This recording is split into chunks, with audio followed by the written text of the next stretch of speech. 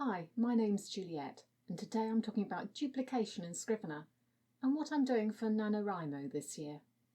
My NaNoWriMo challenge this year is to write a very short story every day and to screen record it and to post it on my author channel. I'm going to be writing in Scrivener, and what better way to show you how you can quickly set up a standard format.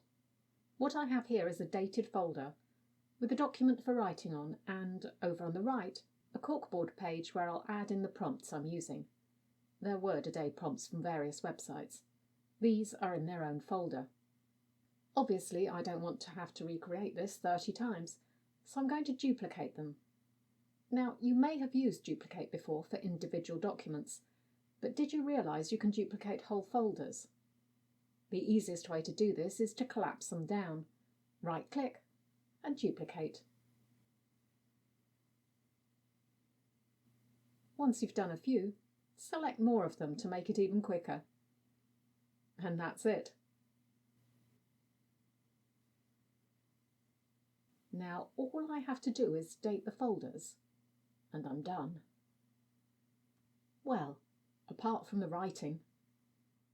Good luck with NaNoWriMo if you're doing your own challenge, and thank you for watching.